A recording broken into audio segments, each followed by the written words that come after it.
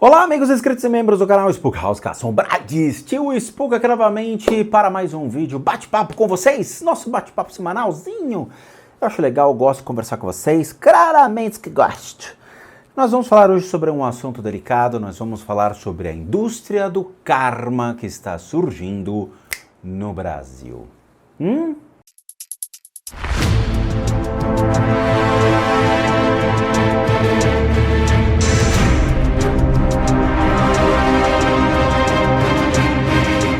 Bom, amigos inscritos e membros do canal Spook Houses, Casas Assombradas, o assunto é bem interessante, bem complexo e deveras bem abrasileirado, porque só o Brasil que consegue fazer isso. Muito bem, eu recebi de um inscrito do canal vários e-mails de pessoas da mídia que estariam comercializando a ideia do resgate kármico, alívio kármico, sanação kármica e coisas desse tipo. A grande maioria são já videntes conhecidos da internet e de programas de TV. Eu falei, é o brasileiro fazendo merda. É óbvio. De novo, né? É o sensacionalismo, o que vende, as ilusões, a enganação, a bandidolatria em alguns casos, claro, e a gente vai ter que elucidar isso a vocês. Eu não vou dar nome aos bois, até porque eu não quero fazer propaganda dessas pessoas aqui no canal, que eu sei que tem um efeito bumerangue, né? À medida que eu falo dessas pessoas, muitos inscritos vão lá, vão atrás e, obviamente, vão fazer dois pesos, duas medidas da situação. Eu tenho mais de 30 anos de espiritualidade, já mostrei os certificados para vocês, já mostrei as ordens que eu fiz parte, já mostrei todo o caminho que eu percorri e a consolidação dos meus conhecimentos dentro do budismo tibetano Vajrayana, que é um dos 3 segmentos hoje do budismo mais tradicional, onde você tem o Mahayana, o Theravada e aí você tem o Vajrayana, tá? Claramente o Theravada surge primeiro como uma ideia monástica, depois o Mahayana ele abre as portas para que os lamas, os monges, possam ir ao mundo e ensinar. E depois nós temos o Vajrayana, que é considerado o budismo místico ou esotérico, sobre a ótica do Dalai Lama e daqueles que realmente estão inseridos dentro desse contexto, sendo eles o Lama Zopa Rinpoche, como representante desse budismo hoje no mundo, a sua fundação pelo grande Dzogchen Kappa, tá? Que foi o 5º Dalai Lama. Isso nós estamos falando há muito tempo atrás, século IV, século V. Então, assim, a gente tem algo realmente que funciona e que é empírico no mundo. Mas o brasileiro, ele vê, né? Mas como é que eu posso tirar dinheiro das pessoas? Como é que eu devo? Me diga! Aí surge, cai no colo, pau, like a glove, como diria, né? O Ace Ventura. Like a glove, pau, karma. Gostei. Vou criar aqui um processo, então, para anulação do karma. E utiliza o espiritismo, a umbanda, e utiliza-se meios que as pessoas não têm conhecimento para questioná-los. Claramente, no desespero da população brasileira, todo mundo corre atrás. Fala, eu quero, eu preciso, me ajuda, me dê papai. E aí cai no colo dessas videntes, nessas pessoas que vivem da ilusão, da enganação e, obviamente, de uma apropriação cultural religiosa de outras crenças para se perfazer dentro do seu negócio. Tudo que eles puderem agregar no dito pai de santismo, eles vão fazer. Sabe, o brasileiro, ele é surreal, ele não consegue ficar a bunda numa cadeira e estudar. Falar, vou estudar tudo que eu puder da Ordem Rosa Cruz, do martinismo e da maçonaria. O cara fica 10, 15, 20, 30 anos ali. O cara sai com respaldo dizendo, fiquei 30 anos na Ordem Rosa Cruz. Você fala, caracoles. O cara manja, o cara sabe de muita coisa interessante, porque ele é doutrinado para aquilo. O cara fica no espiritismo, 10, 15, 20 anos, ele fala, tô de saco cheio disso aqui. O que eu vou fazer da vida? Acho que eu vou, sei lá, cara, vou entrar aí em outras coisas. O cara parece que ele não consegue se estudar, ele não consegue ficar, ele não consegue aprender. Então o cara, ele aprende 1 ano de uma coisa, 2 anos de outra, meio ano da outra, ele faz um curso de 3 meses rapidão, pega um monte de informação, junta no balaio e o cara vira o sensitivo, ou o vidente, ou paranormal, ou ele se auto-intitula o que ele não é. Quando a gente entra no budismo, o budismo ele é baseado em 2 pontos, que é meritocracia e conhecimento. Você tem que ter méritos, você tem que ter conhecimento, você tem que ir atrás dos livros que são indicados pelos lamas, o conhecimento, todo o aprendizado. E, obviamente, a grande maioria dos ensinamentos eles não são em português, eles são em inglês, tá? E correr atrás. E praticar junto com a Sangha, praticar junto com a comunidade, conversar com a comunidade internacional. Eu tenho contato em Portland, eu tenho contato no Nepal. Essa semana mesmo falei com meus amigos do Nepal para pedir alguns produtos. Eu ajudo famílias nepalesas, eu pago pelos serviços, pago pela remessa dos produtos, grande maioria comercializados na loja. Então assim, você tem meritocracia, ok? Para ter acesso às práticas, eu tenho que mostrar o conhecimento, eu tenho que mostrar aprendizado, eu tenho que estar conversando com o lama responsável. Eu cheguei a mandar e-mail para o lama da Califórnia para conversar com ele sobre uma prática que eu não tinha aqui no Brasil e que eu precisava saber se eu podia ou não fazer. Depois de uma semana ele mandou um e-mail falando que eu tinha autorização para fazer, tá? Então assim, isso chama-se respeito. Isso chama-se meritocracia, isso chama-se conhecimento, isso é correr atrás de objetivos.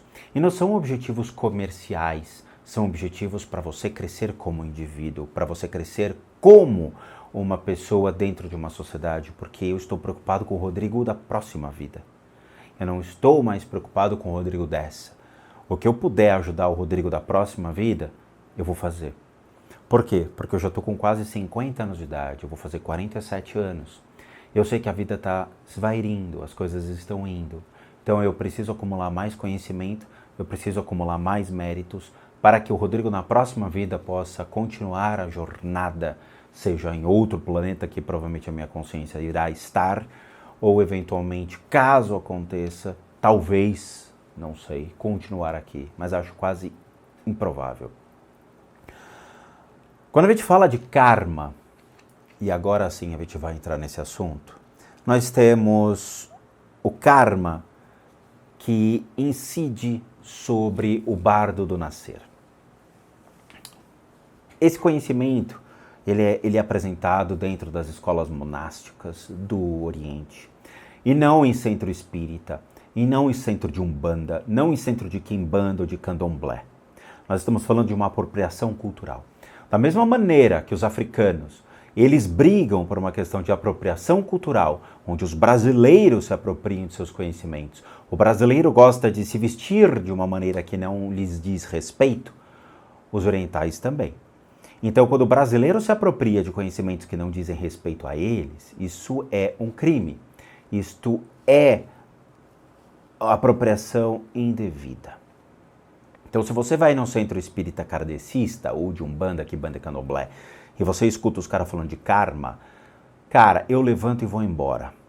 Por quê?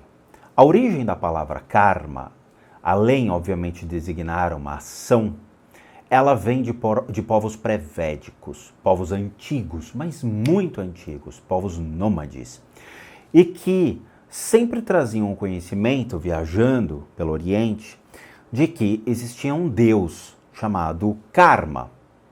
Esse deus Karma, ele era um deus de méritos. Por quê?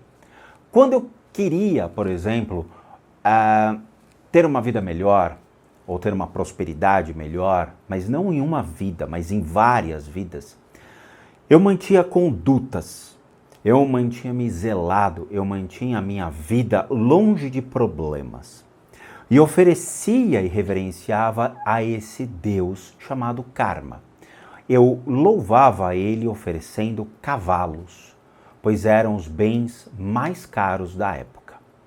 Eu lhe pergunto, você, meu caro, que procura sempre respostas em centros espíritas, qual é o seu Deus?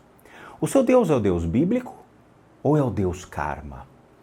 Porque a gente vive num país onde a grande maioria aqui é cristão. Acho que 90% da população brasileira é cristã. Ou seja, vocês louvam e reverenciam o seu Deus bíblico. Ok, claro, só pode existir um Deus, é o que eu mais escuto. Se você vai procurar alívio kármico, não é o seu Deus que vai fazer isso. É o Deus dos povos pré-védicos, é o Deus Karma. Da mesma maneira que os antigos utilizavam, por exemplo, certas consciências budistas ou mesmo hinduístas. Se eu queria abundância, eu procurava reverenciar Lord Ganesha, que é uma referência hindu de um Deus que poderia me dar abundância. Porém, ele dá abundância tanto positiva quanto negativa, porque se você for uma pessoa ruim, ele vai fazer você transbordar a sua ruindade como uma forma para mostrar como você está agindo errado. Se você está doente, você pode ter muito mais doença ou pode morrer por uma doença. Então, nós temos que tomar cuidado. Lakshmi era a deusa da fortuna, onde quem realmente louvava Lakshmi tinha as possibilidades de abertura de caminhos. Agora eu lhes pergunto, você vai buscar alívio kármico sobre que Deus? Sendo que você não conhece o Deus Karma, não sabe nada disso, e você confia em uma vidente que está se perfazendo do espiritismo ou da Umbanda, pelo que eu vi no vídeo, para ganhar dinheiro em cima de você. Aí é que tá. E é triste isso. Quando esses povos pré-védicos, então, eles saem e entram na Índia, eles entram em debates culturais. Existiam muitas escolas orientais nos quais esses povos discutiam conhecimentos e ensinamentos.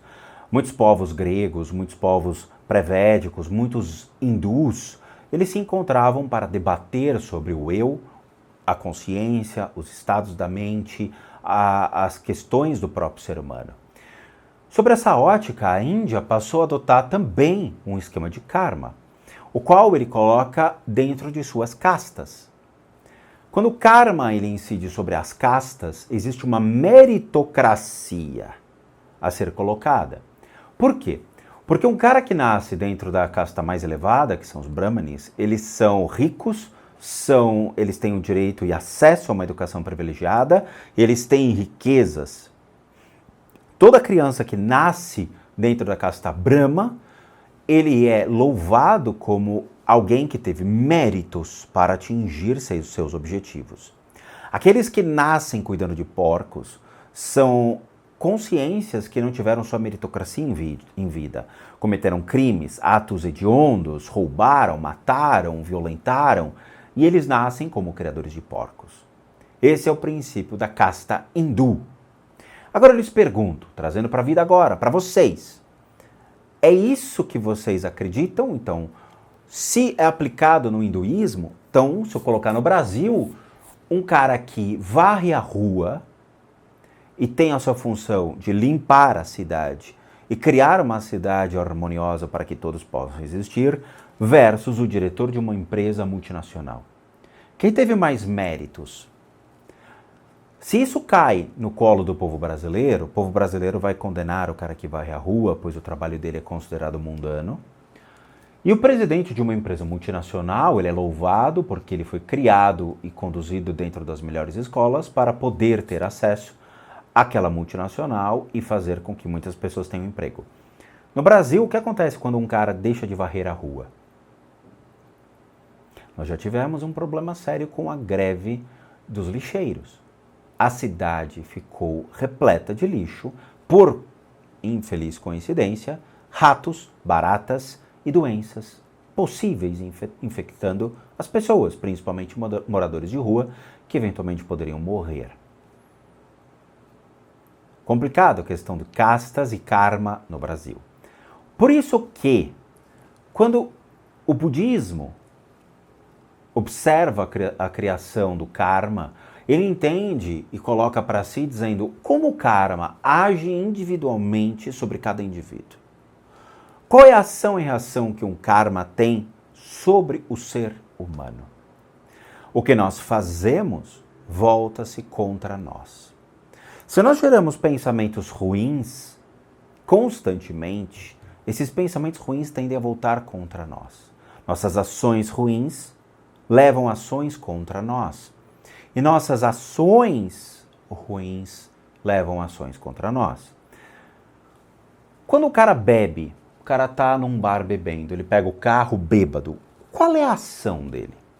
A ação dele é criar um efeito de direção de uma maneira perigosa, utilizando-se, obviamente, de álcool ou drogas. Qual é a reação que isso pode gerar? Ele pode bater o carro e matar pessoas que não têm nada a ver com a vida dele. Ele pode causar acidentes e matar inocentes. Ele pode atravessar um ponto de ônibus e matar uma pessoa que está ali esperando o ônibus às 5 horas da manhã para ir trabalhar.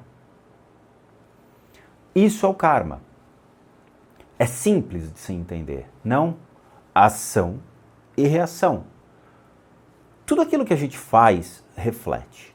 Se você tem emoções ruins, se você transparece a raiva, o que é normal, hoje em dia as pessoas têm raiva, as pessoas transparecem seu ódio, as pessoas elas agem de uma maneira explosiva. Na hora que a gente age de uma maneira explosiva com o mundo, qual é o efeito que o mundo tem para conosco?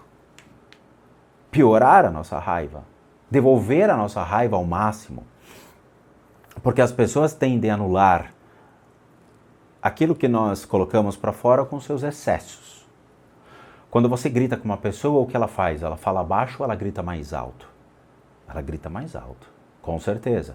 Para mostrar quem fala mais alto, quem tem mais força, quem tem mais razão.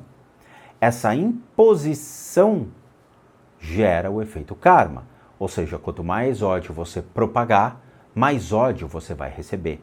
E mais ódio as pessoas vão vê-lo e se afastar de você. Por isso que existem consciências no Oriente de pessoas que faleceram e que permanecem no seu estado enfurecido.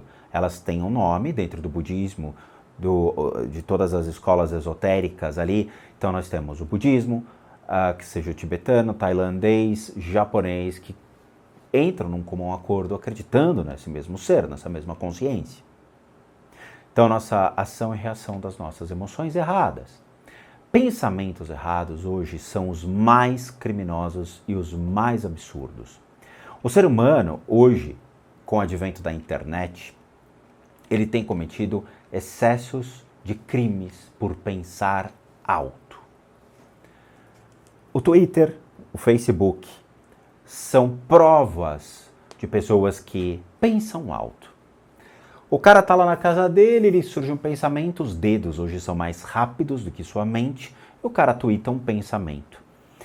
Ele tuita pensamentos racistas, homofóbicos, misóginos, diversos tipos de pensamentos que agem contra ele, porque quando ele joga isso na internet, o mundo vê. E o mundo volta para ele com sim e não. Sim, você está correto, não, você está errado. E, eventualmente, um pensamento mal colocado não só leva a uma política de cancelamento que é pífia, eu acho que a pior política que tem é a condenação real, penal, de um indivíduo desse. É um pensamento que levou a uma ação. Vocês entendem a relação karma hoje na sua vida? Isso é o seu karma. Suas ações, suas emoções e seu pensamento. Ok? Como corrigir isso? Não é através de macumbaria, entre aspas, ok? Porque macumba é um instrumento musical de Angola, mas popularmente as pessoas conhecem macumbaria com os Saravá-Jesus que nós encontramos pelos pais de santo de poste. Então, não é através de magia, não é através de paranauês, não é através de pozinho de pim-pim. Quando eu estive inserido dentro do budismo tibetano, logo no início, eu fui atrás de conhecimentos amplos para poder entender toda a comunicação entre o que nós tínhamos. O budismo traz diversas escolas e diversas famílias que hoje nós temos que propagam esses conhecimentos. Então nós temos a Kajupa, a Gelupa, a Pema e a Sakya, que são considerados budismos hoje mais tradicionais no mundo, e nós também temos, obviamente, os japonês, né, o Zen, mas esses eu não conheço, então trabalhamos mais com esses budismos destas Theravada, Mahayana, Vajrayana tradicional e dessas 4 famílias. Eu me deparei com muitos ensinamentos de consciências búdicas capazes de poder trabalhar o karma de um indivíduo. Eu falei, peraí, tem alguma coisa aqui que interessa. Como é que eu posso trabalhar o meu karma? Como é que eu posso anular o meu karma? Como é que eu posso ver realmente isso acontecer? Dentro do budismo que eu sigo, eu tenho aqui em casa 4, 5 práticas budistas que estão relacionadas à liberação kármica. E elas são sensacionais porque, de novo, envolve conhecimento e mérito. Não adianta comprar na internet, não adianta comprar no Mercado Livre, não adianta entrar na Amazon e ir atrás desses ensinamentos, porque vocês não têm respaldo para poder usá-lo. Já falei, não existe religião nem sim miojo. Né? Em 5 minutos, pronto, você já é um líder religioso. Se bem que tem gente que tira certificado disso. A questão é outra. A questão é como realmente eu posso entender as relações kármicas e como eu posso trabalhar a anatomia espiritual do meu karma para que eu pague somente aquilo que eu gerei e não os juros que estão incidindo sobre mim. E aí sim eu vou explicar para vocês o que é. Quando eu me deparei com essas práticas, e são práticas muito interessantes e levam cerca de 1 hora por dia para a sua realização bem feita, existem 2 ensinamentos que são colocados dentro dessas sadhanas, que são os nossos livros de prática. Primeiro, nós temos que entender o que realmente nos afeta e como nós podemos agir para melhorar ainda mais como seres humanos. Eu acho que a maioria deles entra num comum acordo sobre quais são realmente os princípios búdicos para que eu possa mudar a minha postura. Primeiro pensamento que eles trabalham, e obviamente minhas sadhanas são em inglês, então eu vou falar em inglês, tá? Então a gente tem que ter Buddhahood, Loving Kindness, nós temos que ter Joyless, seria alegria, né? Alegria. Então, Equanimity ou equanimidade são princípios básicos que são colocados dentro dessas práticas. Então eu tenho que entender as relações de equanimidade, a compassividade, né? Trabalhar a compassividade, trabalhar a alegria e trabalhar a bondade amorosa. São os 4 princípios mais simples para a gente poder trabalhar essas consciências. Então quando eu vou trabalhar, por exemplo, a alegria, eu tenho que entender que todas as causas hoje principais de um karma chama-se sofrimento. Quando nós nascemos sofrendo. Nós nascemos chorando, com dor, descobrindo um mundo novo. Nós passamos a vida sofrendo. Sofrendo por questões simples dos nossos próprios venenos da mente, nossa ignorância, nossa raiva, nosso apego, nosso orgulho e nossa inveja. A ignorância que nós temos ao longo da vida de não se conformar com as relações causais, de não entender o que está por detrás das relações causais, de ser explorado por um samsara, um mundo das ilusões. Por que nós somos explorados por isso? Porque nós somos inseridos em uma sociedade nas quais você tem que ter alguma coisa, tem que ser alguma coisa, tem que ter opinião. Já ao nascer, quando você nasce, o cara já pergunta, tu é Bolsonaro ou tu é Lula? Porque você tem que ter uma opinião. Você tem que ser alguma coisa. Né? Você já nasce, os teus pais já têm um Instagram, um Twitter e um YouTube para você. Você já ganha um telefone celular. Você já entra no mundo pedalando. Ou seja, você já tem que trabalhar, você já tem que ser alguma coisa, você tem que ter família, você tem que ter filhos. Por quê? Porque a sociedade assim o quer. Só que a sociedade não ensina você a lidar com as suas emoções. Nós temos hoje centenas de milhares de pessoas no Brasil depressivas.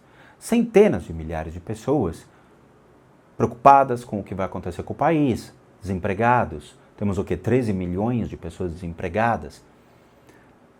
A vida não ensina você a entender o seu sofrimento. A vida não ensina você a parar um minuto para respirar. Quantas vezes você parou para poder respirar? Quantas vezes você realmente parou para escutar as batidas do seu coração? Quantas vezes você se abraçou hoje dizendo, poxa, obrigado por mais um dia de vida? Você nunca parou para pensar em você. Você sempre faz aquilo que o seu ego quer, o que os outros querem, o que sua família quer. Mas não necessariamente você teve um tempo para admirar a sua existência. Você não teve um tempo para admirar quem você é. Você nunca olhou para dentro de você e perguntou: oi, tem alguém aí? Não.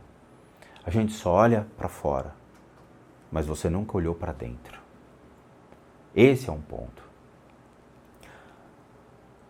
Além disso, a relação mais difícil hoje que nós temos, obviamente, é a questão da compaixão, compassividade com os seres humanos. As pessoas não têm compaixão. Não tem. As pessoas hoje, elas agem pelo seu próprio interesse, elas agem hoje somente pelo seu eu, pela sua mediocridade, e nunca pensaram realmente nas relações causais que elas geram.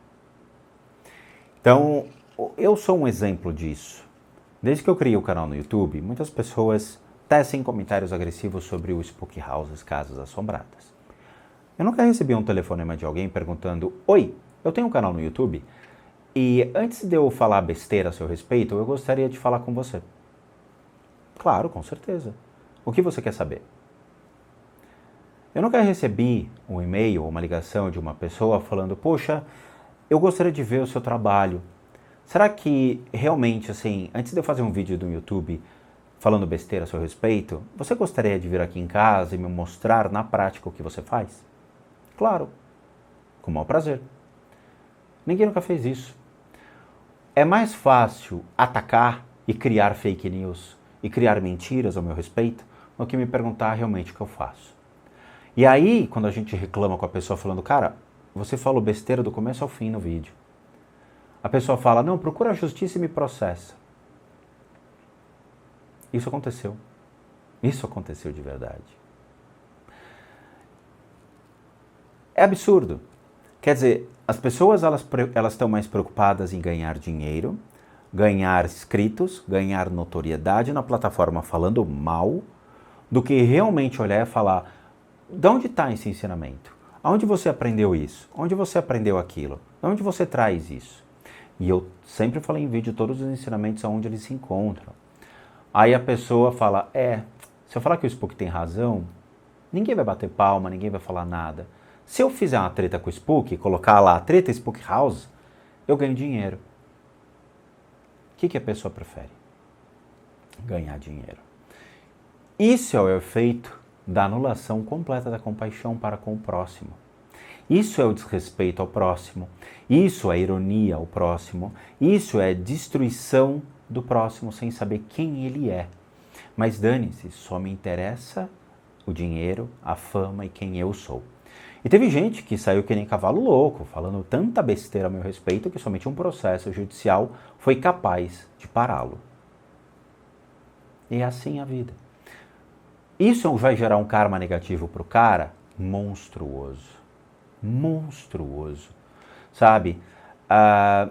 Isso chega a ser até impressionante. No Oriente, por exemplo, muitos religiosos, muitas pessoas que trabalham com a religião com afinco, ou seja, os grandes arhatas, os grandes mestres, os grandes lamas, eles falam: nunca insulte um religioso, nunca insulte um praticante, nunca insulte um membro de uma sangha ou aquele que realmente faz práticas budistas todos os dias e que tem a sua meritocracia. Porque isso não volta 3 vezes, volta 1 milhão de vezes contra você. E eu fico aqui pensando com os meus botões, né? A relação kármica que essas pessoas têm quando me ofendem e quando vêm tentar realmente destruir a imagem, como o karma negativo ele é gerado, ou seja, ação e reação. Na hora que eles projetam a vontade de escrever palavrões ou me atacar, projetam a emoção negativa contra mim e o pensamento negativo contra mim, isso se volta para eles monstruosamente. E aí eu só fico assistindo, porque quem vai ensinar essas pessoas a terem mais respeito acaba sendo a própria vida ou a justiça, dependendo dos crimes que eles colocam. Isso é uma reação kármica. Sobre o ponto de vista esotérico e espiritual, falando sobre o corpo de energia, como o karma ele se manifesta. Agora vem o mais valia para vocês entenderem. Dentro da medicina tradicional chinesa, nós temos milhões e milhões e milhões de pontos de energia se correlacionando entre os meridianos dentro do nosso corpo. Se correlacionam fisicamente, emocionalmente e mentalmente. Isso é visto na acupuntura ou na auriculoterapia, onde você tem pontos incríveis na orelha e que remetem a essa parte de reflexo com os órgãos.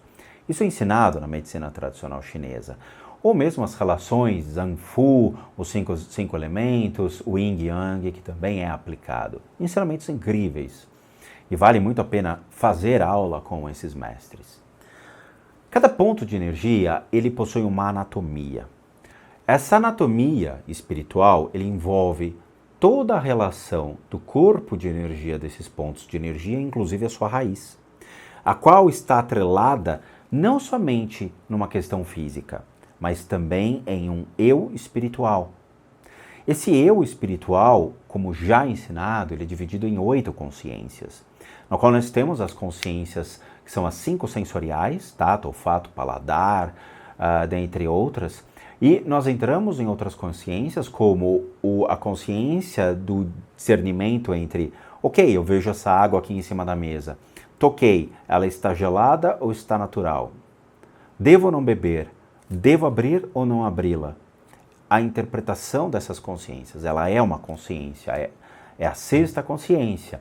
E uma das últimas consciências vistas, além, obviamente, do eu e do não eu, é a consciência kármica, onde todos os registros de sua vida vão ficar acomodados em sua mente, na qual, quando você partir, ou seja, você morrer, essa consciência irá levar para uma próxima jornada todo esse registro kármico.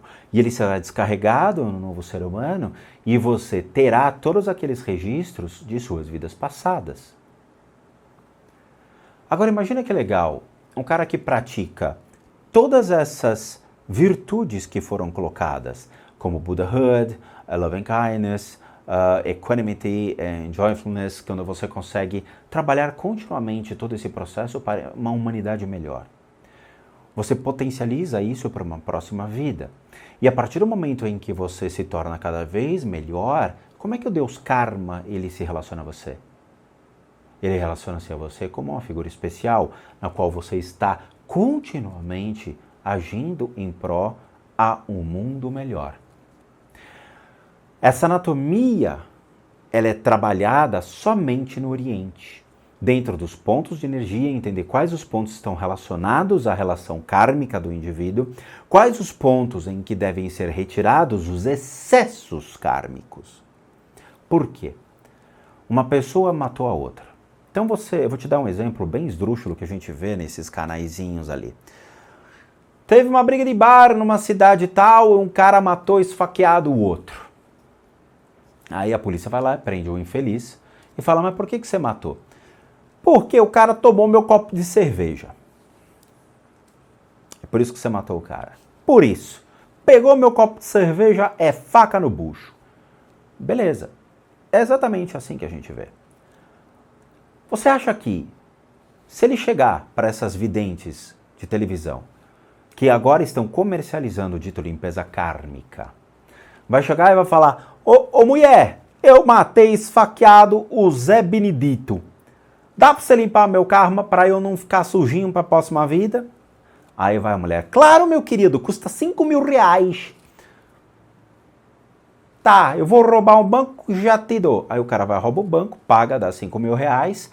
Ela faz qualquer idiotice, pulando num pé só e jogando pozinho de pirlim-pim-pim pro alto. E pronto. E ela manda uma mensagem pro cara falando, seu karma tá limpo, fique tranquilo. E o cara sai tranquilo falando, tô zerado agora na vida, vou matar o próximo.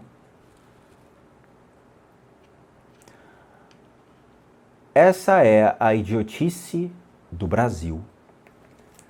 Novamente, quando a gente vê a relação kármica dos pontos de energia do corpo, existe uma vibração emanada pela vontade, pelas emoções e pelos pensamentos. Imagina tudo isso sendo jogado numa pia. Imagina um balde de terra molhada quando você joga na pia. Você acha que a pia vai absorver aquele balde de terra molhada? Ou vai levar um baita de um tempo para tudo descer pela pia? Leva um baita tempo, né? Então você imagina que você vai jogar tudo isso dentro de um ponto de energia do seu corpo. Você vai sobrecarregar tudo. Isso vai afetar o seu ponto físico, vai afetar o seu ponto das emoções e o seu ponto dos pensamentos. Existem, por exemplo, doenças que são relacionadas àquilo que nós fazemos em vida.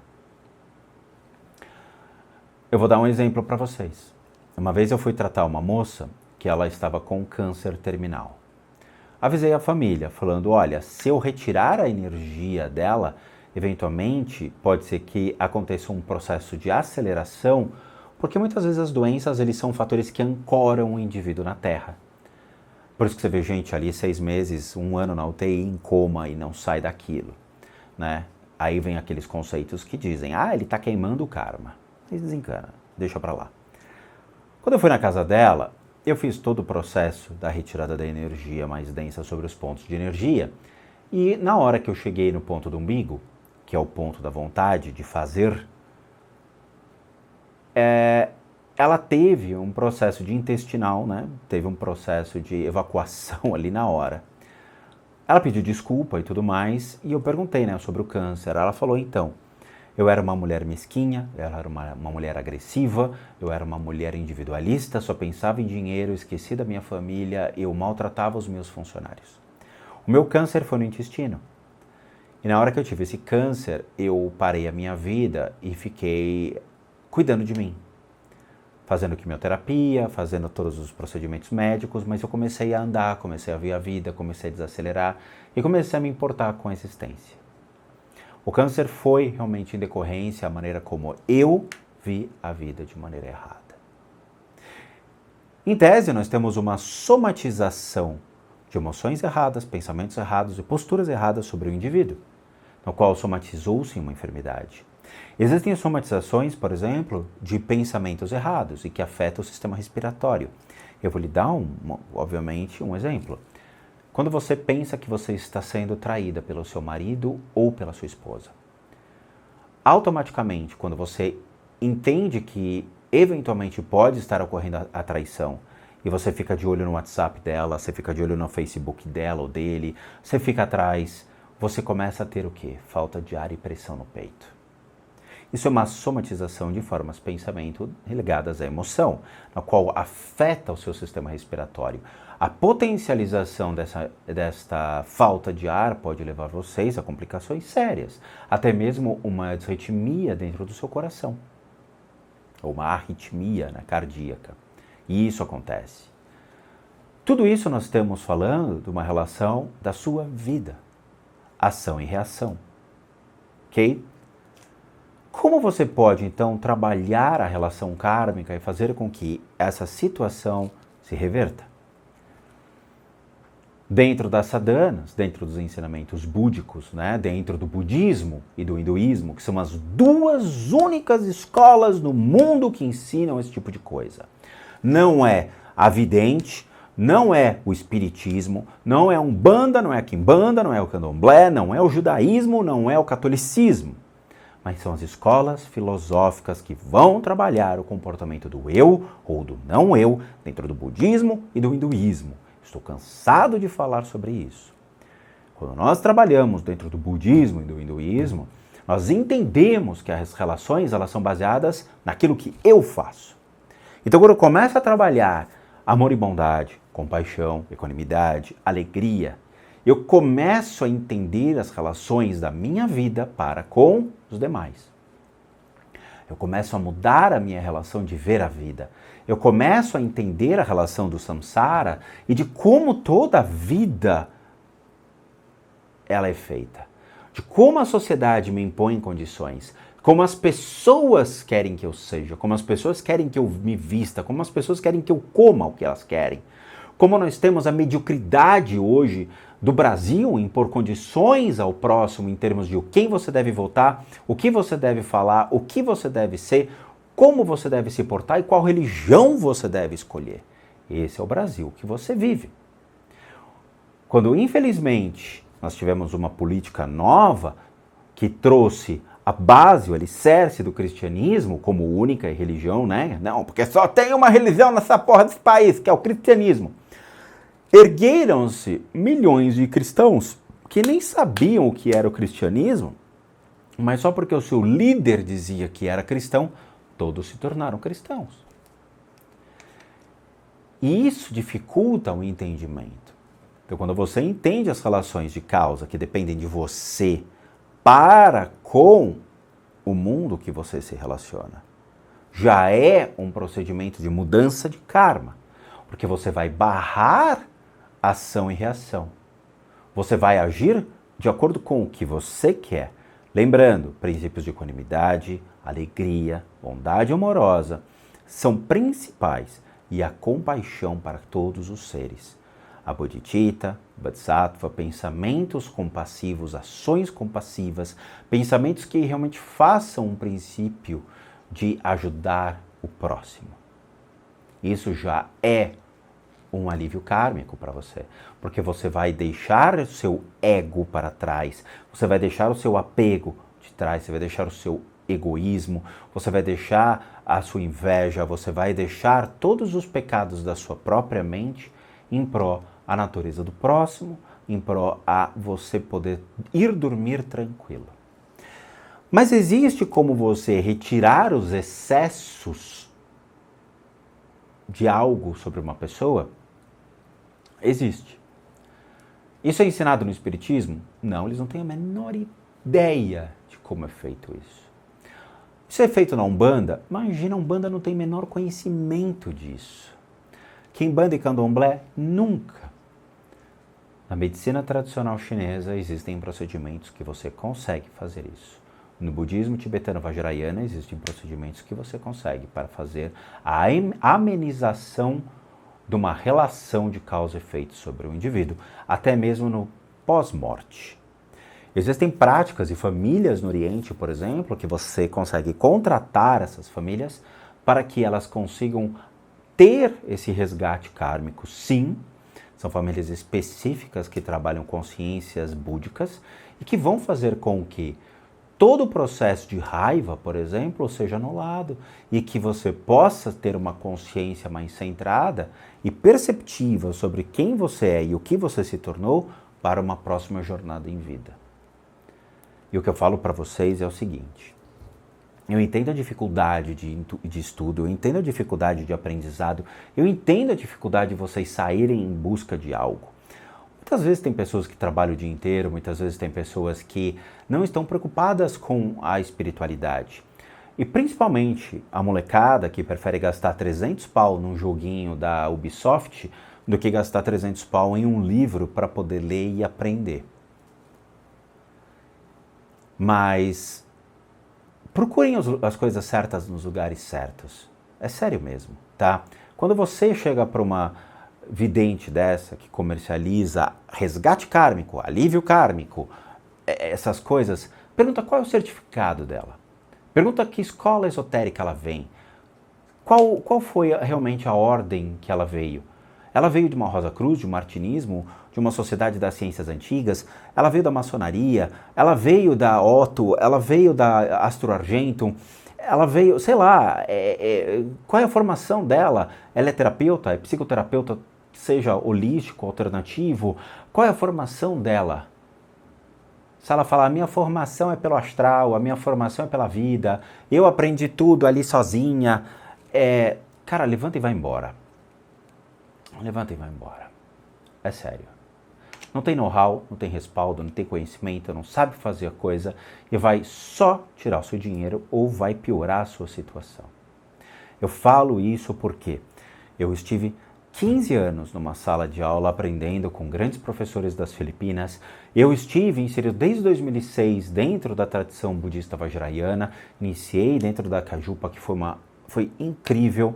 Lama Michel, Lama Gandhi Rinpoche, grandes professores, grandes mestres mesmo, mas acabei entrando em outras, dentro do Shagdu Gompa, uma rede de templos incríveis, eu adoro, sou apaixonado, sabe? Quer dizer, eu estive inserido dentro do conceito do budismo, eu fui atrás, fucei, pesquisei, mandei e-mail, conversei com uma galera e obtive as respostas que eu precisava e sempre surgem novas e novas e novas perguntas.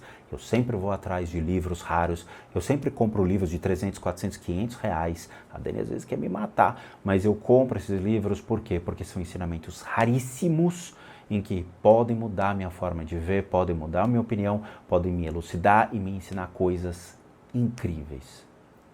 Por isso que eu falo para vocês.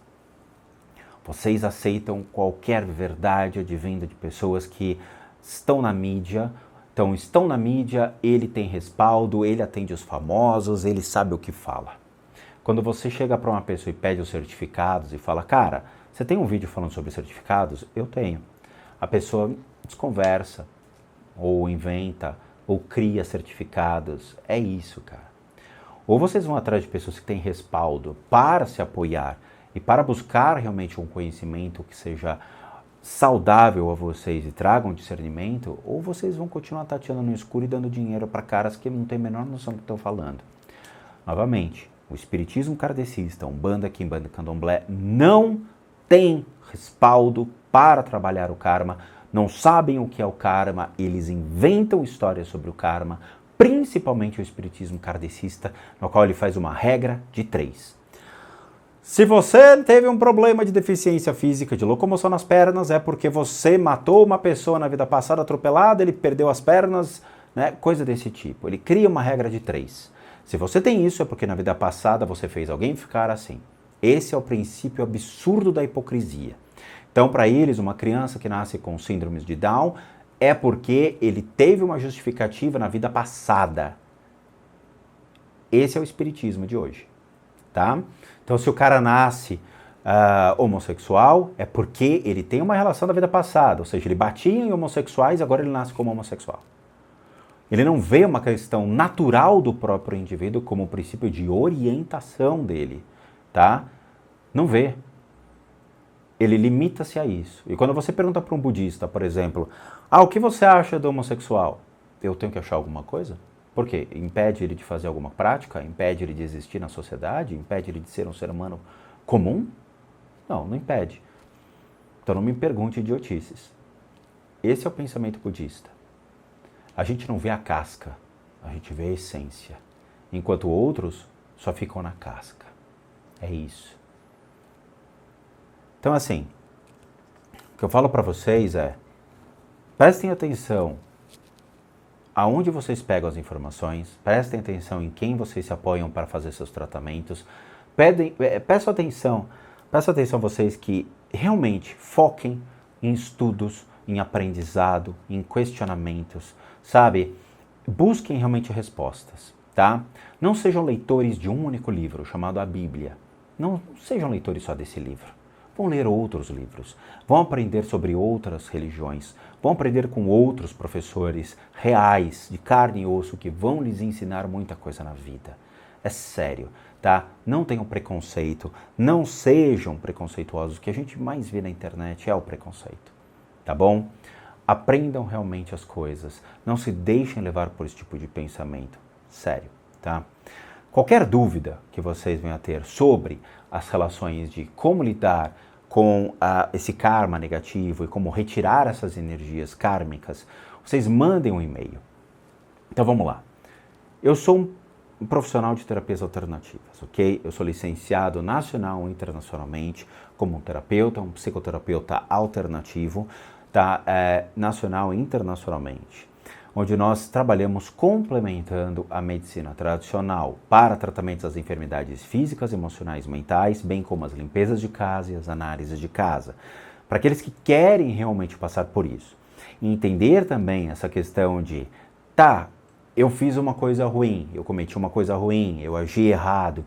Como eu posso trabalhar isso e como eu posso ter a retirada dessas energias mediante as escolas como a medicina tradicional chinesa? Você deve encaminhar um e-mail para limpezadecasas@gmail.com e lá vocês vão obter todas as devidas informações sobre os tratamentos e principalmente os valores. Lembrando que eu sou um profissional de terapias alternativas e eu cobro por isso. Para aqueles que querem ajudar o canal, nós temos 2 sistemas de doação. Um deles é o PayPal e o outro é o Seja Membro. O Seja Membro ele encontra-se aqui abaixo, só você copiar, clicar nesse link, você vai ser levado a uma página e aí você pode doar qualquer valor que você quiser. O PayPal, você copia o link que está aqui embaixo, joga no seu navegador e aí você pode fazer a doação que você quiser. Qualquer valor nos ajuda. E por último, nosso site casasassombradas.com.br com muita coisa legal para vocês. Vejo vocês nos próximos vídeos e bons sustos a todos nós.